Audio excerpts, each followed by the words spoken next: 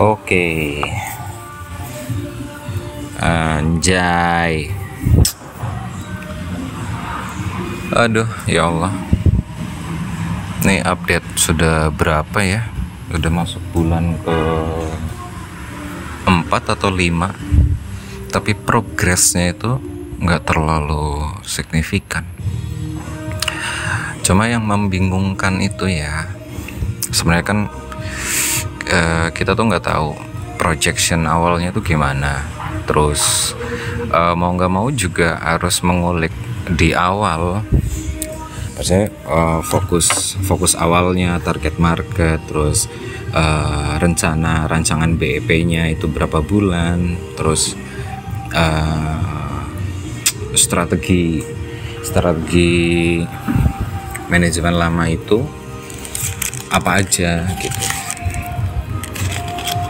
Jadi kalau kayak gini kan sangat terkesan ini banget, random banget. Kita mau ngapain terserah. Kita mau mau membuat keputusan bagaimanapun terserah. Cuma kalau nggak disokong dengan keuangan yang menunjang strategi atau konsep yang baru, kan jadi agak susah juga. Dan pelajaran yang besar dan mahal adalah kita selain hal-hal teknis itu juga harus memperhatikan lebih ke hal psikis atau mental ya, karena itu ternyata terlihat sepele, terlihat sederhana ya, nantilah bisa dipikir belakangan. Tapi justru malah hal-hal yang seperti itu tuh bisa jadi bumerang di waktu kedepannya. Dalam artian ya, kita bisa berpikir negatif tentang beberapa hal, kita bisa mencoba menebak-nebak maksudnya sih apa seperti ini gitu. Dan memang terburu-buru itu bukan hal yang bagus. Terburu-buru itu bukan hal yang positif, dan untuk menentukan langkah atau apa yang akan dilakukan ke depan itu dengan terburu-buru itu hasilnya pasti kurang memuaskan, apalagi di proses perjalanannya gitu. Ya dengan berbagai strategi yang akan dijalankan, rancangan, terus hope-nya, kalau ada projectionnya misalnya, satu hari minimal berapa pembelian, satu bulan berapa omset, berapa HPP berapa, ada COGS dan sebagai macam hal yang bersifat administratif.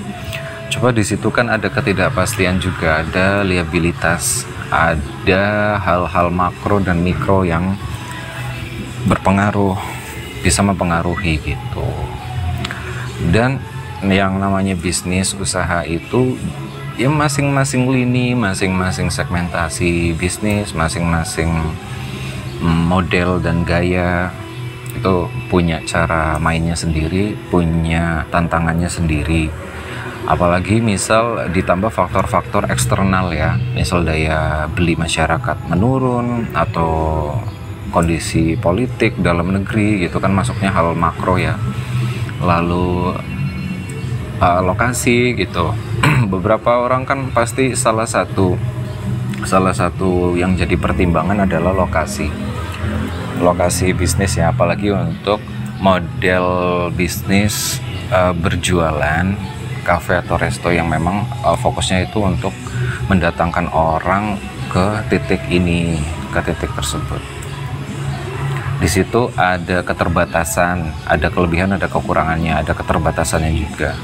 Terbatasnya adalah kita harus sering-sering tuh ngasih daya tarik gitu, daya penarik untuk orang tuh mau untuk mendatangi, biar orang mau untuk datang ke titik ini. Entah itu dengan event, promotion, misal buy to get one atau diskon atau fasilitas apa gitu, live music atau apa segala macam. Banyak pilihan, banyak opsi untuk melakukan untuk menaruh daya tarik tersebut di titik ini. Cuma memang harus analisanya harus lebih mendalam memang perihal target marketnya. Jadi perubahan target market itu bukan, kalau menurut saya bukan cuma di tengah-tengah, oh saya pengen ini deh target mahasiswa, oh saya pengen target bapak-bapak ibu-ibu usia 40-50 ke atas gitu.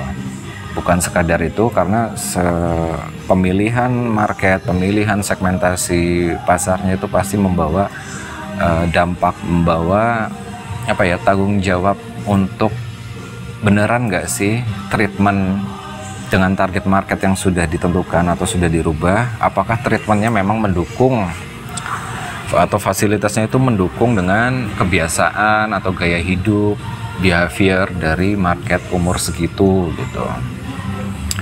Dan itu apabila di awal memang settingnya bukan seperti itu ya, bukan marketnya, atau di awal tidak ada perencanaan marketnya siapa, pasti dengan perubahan atau penentuan target market itu kan akan membawa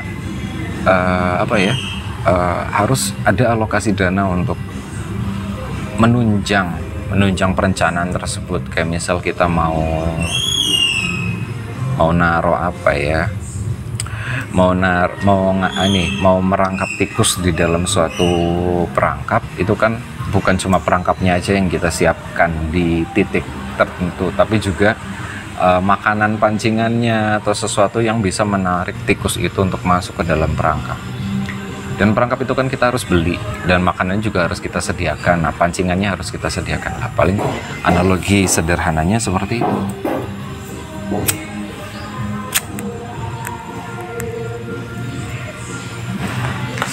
Dan ternyata memang berbeda dengan proyek sebelumnya, berbeda dengan pekerjaan sebelumnya di kafe yang lama. Misal mau dibedakan itu atau mau dibandingkan adalah jangan hasilnya, tapi perencanaannya atau pekerjaannya gitu. Dan itu efek domino ya, bukan tiba-tiba. Kecuali dimasuki seorang influencer gitu, mungkin bisa aja rame, tapi kan lagi-lagi itu hanya hype untuk mengundang, untuk membuat orang balik lagi ke tempat yang sama, kan butuh ada pengikat di situ, bukan cuma sosok. Dan itu mau nggak mau efek domino dari awal perencanaan. Jadi memang alokasi investasinya itu dari uang apa, itu sangat penting ya. Dari uang seberapa, biar sama-sama tidak terperosok ya, tidak salah jalan gitu. Jangan misal punya uang 1 miliar, lalu 1 miliarnya itu diinvestasikan semua ke sektor yang tidak dikuasai sebelumnya gitu. Nah, pemilihan sektor ini pun cukup harus tricky dan memakan sumber daya gitu loh, baik itu pikiran ataupun waktu untuk menganalisa. Ya sama seperti halnya orang berinvestasi pada reksadana atau saham, pasti dia harus menganalisa dulu kan, di perusahaan mana dia harus mengalokasikan dananya, seberapa persen dari total net worth-nya ya. Jadi tidak logis ketika orang punya 1 miliar terus all in semuanya, sedangkan dia tidak mengulik atau tidak mempelajari karakter atau ketidakpastian atau kasarannya seberapa besar peluangnya sih saya balik modal dan untung ketika berinvestasi di sektor tersebut gitu. Ya seperti itu. Lagi-lagi di awal niatnya mau berinvestasi di mana, di sektor apa, apakah sudah menguasai, apakah sudah mengerti segala tantangan dan peluangnya di sana, dari mana sumber pendanaannya, dan apakah sumber pendanaan itu akan mempengaruhi kehidupan berjalannya kehidupan, untuk memenuhi kebutuhan pokok, kebutuhan sekunder. Ketika jumlah dana yang diinvestasikan itu apes-apesnya itu nggak balik ataupun anyep gitu.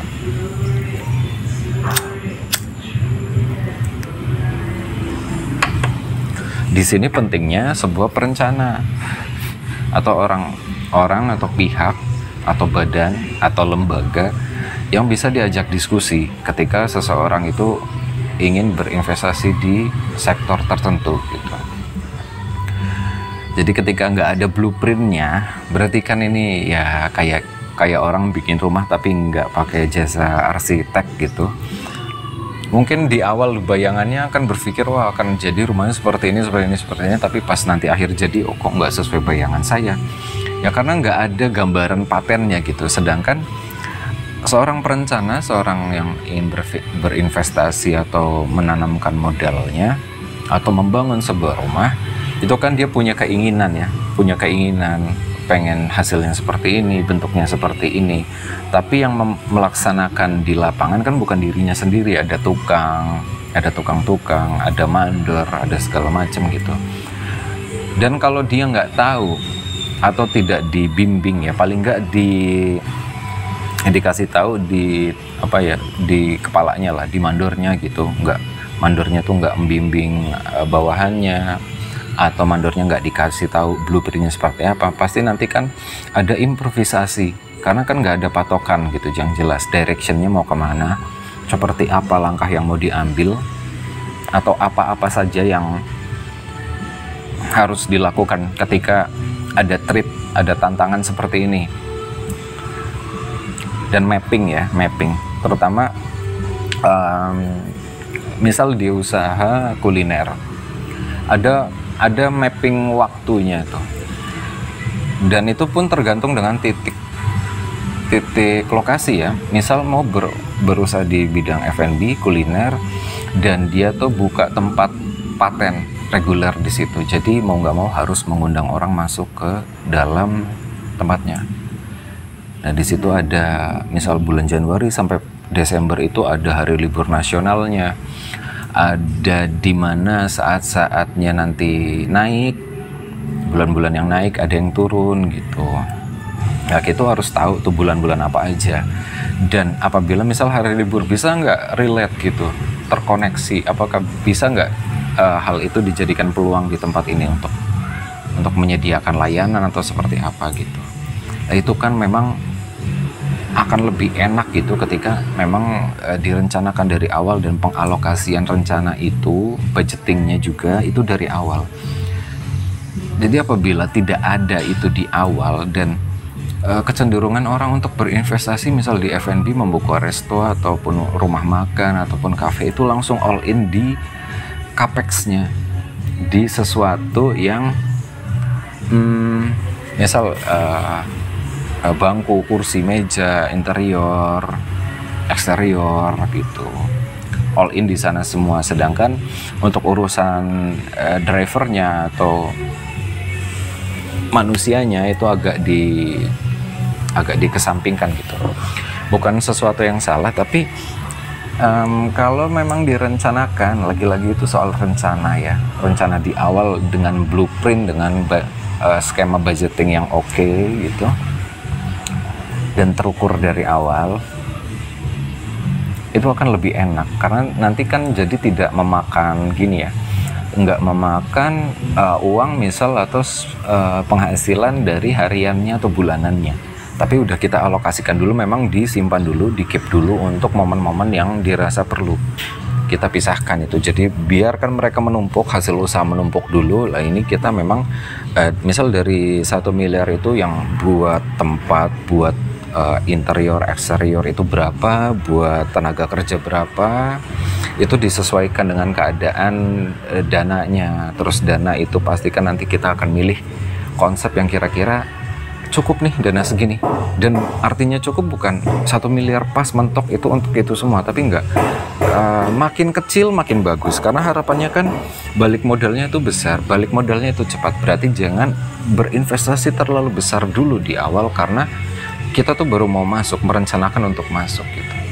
Sedangkan di sektor investasi seperti ini ya, dimanapun lah investasi itu tidak ada yang namanya kepastian gitu.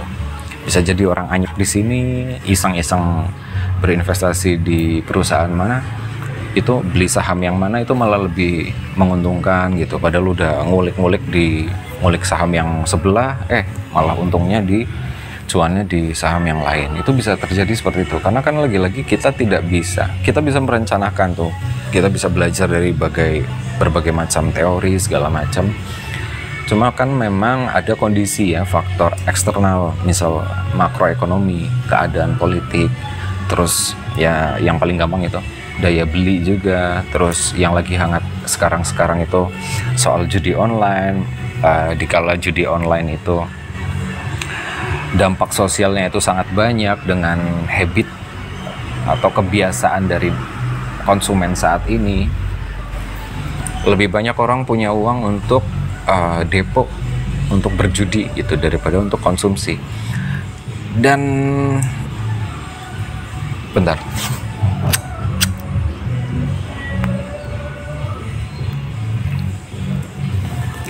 itu jadinya terkesan mirip dengan orang yang judi online. Kebanyakan rentang usianya kalau berdasar data kemarin tuh usia-usia yang masih muda, sangat-sangat muda. Lalu dia menganggap ya, di mindsetnya, di cara pikirnya adalah dia ingin cepat balik mendapatkan uang gitu, cepat balik modal dengan menanam sekian rupiah, pengennya 5 kali lipat, 10 kali lipat. Sama halnya juga dengan orang yang terjun di dunia investasi tapi inginnya tuh balik modalnya cepat. Kita beli saham hari ini, perusahaan ini sekian rupiah, 5 hari kemudian pengennya udah untung 10 kali lipat gitu. Jadi ada mindset yang salah di situ ketika berinvestasi untuk cepet-cepetan balik modal gitu. Jatuhnya jadi kayak trading atau malah justru jadi kayak judi. Karena dia nggak ada melewati proses mengulik dulu nih, menganalisis dulu, dan nggak ada mengasih waktu. Oh, perusahaan ini potensinya segini, kalau ditanam segini mungkin akan bisa lebih mahal lagi gitu. Nah, itu untuk urusan investasi banyak lah yang lebih ahli dan lebih tahu caranya bagaimana. Dan lagi-lagi walaupun sudah belajar, banyak orang yang sudah belajar, ada momen negatifnya juga ada, pas positifnya juga ada, dan dari situ kita belajar. Biaya belajar itu sangat mahal. Dan ya seperti itulah. Jadi memang apalagi yang harus dilakukan, nah inilah proses kita dalam menangani suatu kasus di bisnis ini ya. Kita juga lagi cari-cari referensi, cari-cari mentor, biar kita bisa belajar lagi gitu. Karena pun dari 10 percobaan itu pasti peluang untuk gagal atau berhasilnya tuh tidak 100%. Dari 10 percobaan bisa jadi 1 berhasil, 9 gagal, atau 8 berhasil, 2-nya gagal gitu. Bisa, semua kemungkinan itu bisa terjadi. Dan misal ada pertanyaan gini, apakah dengan menambahkan sesuatu dari misalnya di resto, misal menambahkan menu atau menambahkan fasilitas, itu langsung berdampak positif terhadap penjualan? Bisa jadi ya, bisa jadi enggak. Lagi-lagi kan orang yang namanya menanam ini ya, masang perangkap tikus juga, tikusnya nggak langsung datang gitu loh. Karena tikus itu, misal ini analogi yang agak salah sih, konsumen dengan tikus. Tapi misal konsumen itu pasti akan memilih ya yang mana enak buat dirinya, yang mana memberikan lebih banyak benefit. Dah, kalau nyerempet tuh itu kan untuk urusan ini doang, dasar kenyang, lapar kayak gitu. Tapi kan behavior sekarang sesuatu yang harus model jualan atau model berbisnis yang harus memperhatikan kebiasaan, sifat, behavior dari konsumen salah satunya ya sektor F&B yang ya kafe seperti ini gitu. Jadi ada nggak sih persilangan antara kegiatan yang ada di kafe ini dengan gaya hidup konsumennya, marketnya? Ada nggak? Kalau ada, berarti ada peluang lebih besar ke sana gitu. Tapi kalau misalnya tidak ada dan fasilitas di sini tidak bisa memberikan keuntungan atau kenyamanan sesuai dengan gaya hidup atau kebiasaannya dari konsumen, ya berarti peluang untuk ditinggalkan besar. Konsumen akan memilih sesuatu yang memang, oh ini kalau aku kesini nih aku banget, karena kalau aku ke tempat tertentu, ke tempat A, aku akan terkesan jadi orang yang atau anak yang gaul, atau anak yang musik banget, atau aku anak yang skena banget gitu.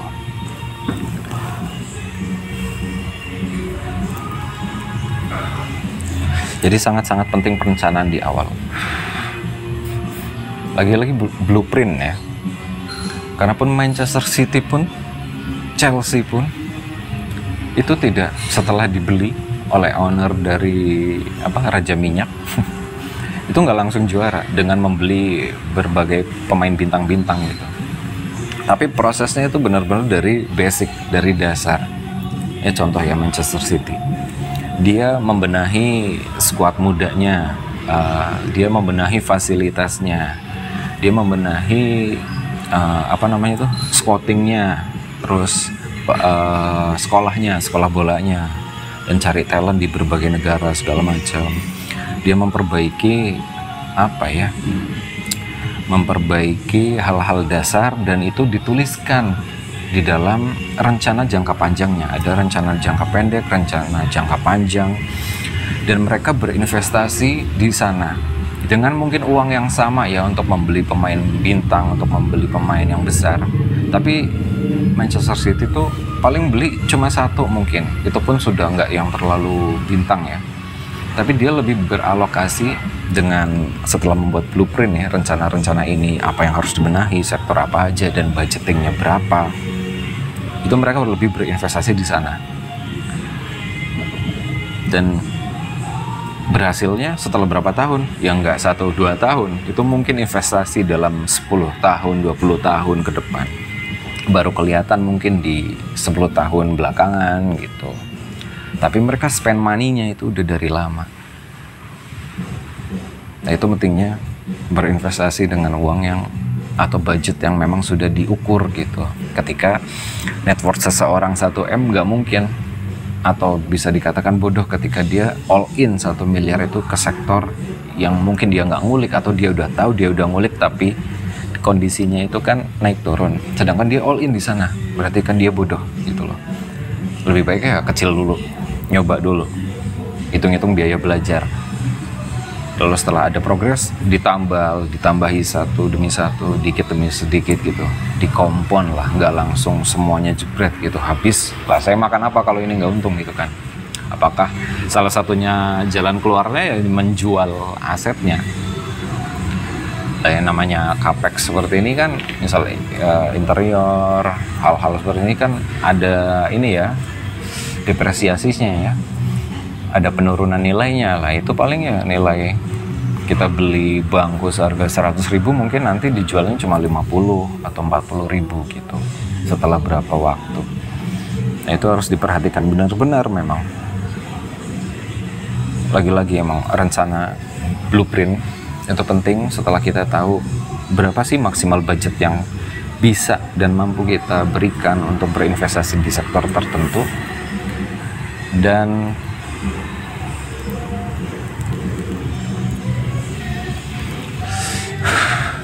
BEP-nya harus sudah dihitung tuh. Kita harus sudah tahu dengan perencanaannya. Misal ngitung bangku, metodenya banyak. Bisa dengan ngitung bangku, berapa persen dari bangku gitu. Dengan jam juga bisa, banyak metodenya itu. Dan bagaimana misalnya kalau itu tidak tercapai, langkah apa yang sudah harus dilakukan untuk menanggulangi keadaan itu juga harus sudah ada. Dan itu lagi-lagi butuh waktu untuk menganalisis ya. Jadi analisis nggak sehari 2 hari. seminggu 2 minggu gitu. Kita harus, kalau benar-benar memang posisinya seperti kami masih baru terjun, masih kurang data untuk menganalisis, apalagi dengan perkembangan sosial, dengan perkembangan market yang dan konsumen yang kebiasaannya terus-terusan berubah cepat sekali arus perubahannya, dan kita harus tetap keep up kan, kita harus tetap mengikuti cara mereka membeli sesuatu, kebiasaan mereka itu, habit mereka membeli sesuatu, membeli jasa itu seperti apa sih, dan apakah usaha yang diinvestasikan itu masih relevan dengan kebiasaan itu. Jadi seperti itu laporan hari ini. Di tanggal berapa ini? Nggak ada tanggal.